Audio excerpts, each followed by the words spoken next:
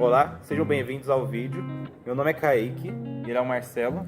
Olá galerinha, eu sou o Marcelo aqui, estou com meu amigo Kaique para falarmos do Nós Matamos o Cão Tinhoso.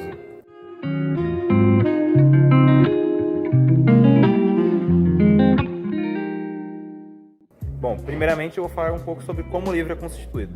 O livro é constituído em 7 contos, porque ele é um livro não linear, ou seja, ele não tem uma história contínua, mas ele tem vários contos legais, como 3 deles que eu posso citar é As Mãos Negras, Papá, Cobre e Eu, e o principal do livro, Nós Matamos o Cão Tinhoso.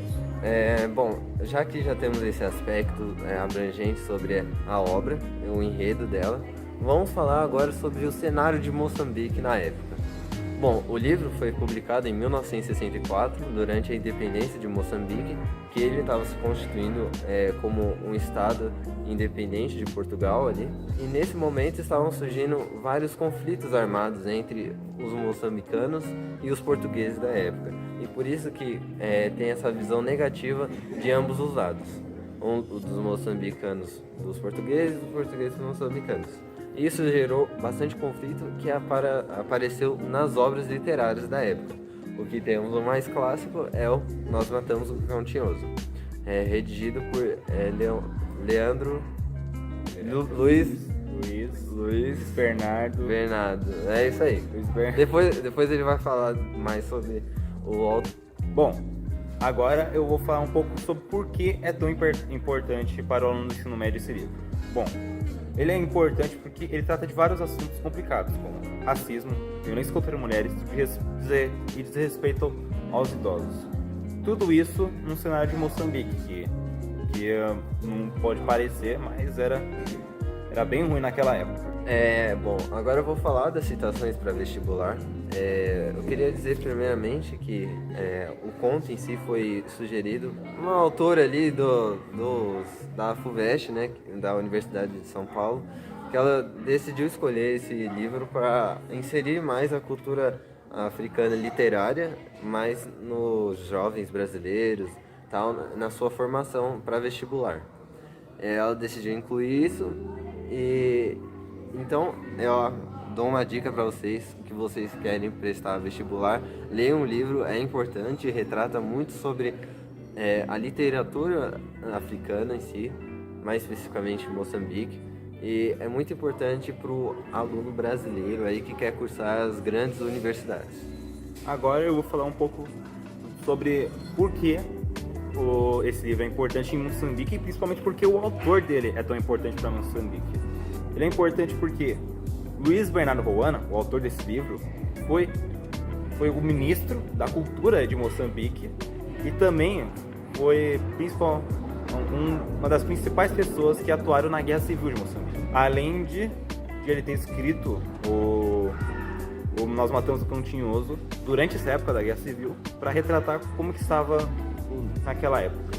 Bom, agora eu vou causar aqui um desfecho no nosso vídeo. Vou falar agora da relevância, não no âmbito social do autor, mas enfim, literário. O que essa obra originou, se ela comoveu novos artistas a redigirem mais textos literários, enfim, e até mesmo obras que exaltassem a figura de Moçambique. A literatura proposta por Luiz Roana, ela é muito clássica de Moçambique, sendo que a identidade nacional que estava naquela época seria formulada a partir desse âmbito social sugerido no Nós Matamos o Cão Tinhoso.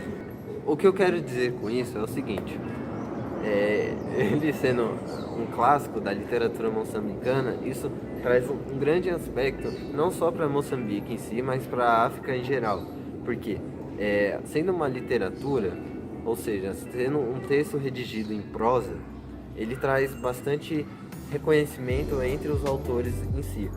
Com isso, propõe-se um novo paradigma criado na África em si. O que isso traz de relevância nacional ou até mesmo mundial?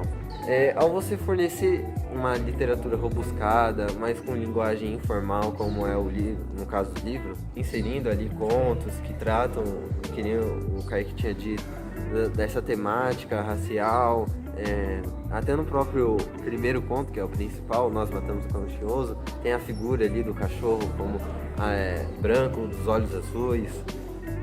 Traz essa visão dos moçambicanos ao olhar deles sobre o português. Ou seja, o que a gente quis passar com esse vídeo seria que a literatura em si, ela é muito abrangente, ou seja, tem diversas culturas inseridas nela, mas eu, como um aluno do ensino médio, nunca tinha visto uma literatura propriamente da África em si.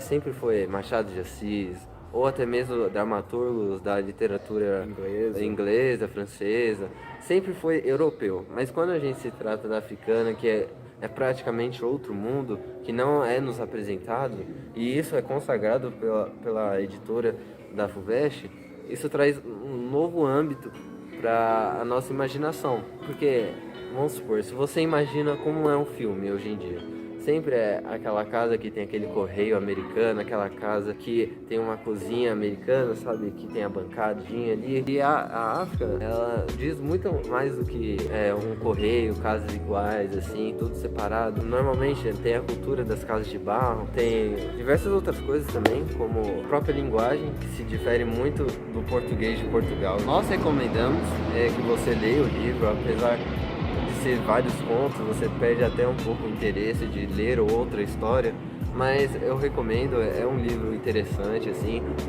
que nem eu falei, vai mostrar outro mundo ali para você, vai aplicar temáticas sociais que não estamos acostumados a ver. E antes de ler o livro, eu recomendo você ver o contexto histórico-social da época, para ter maior noção do que se passa no livro em si. E é isso, eu sou o Marcelo, esse aqui é o Kaique, nós nos despedimos. Falou, galera!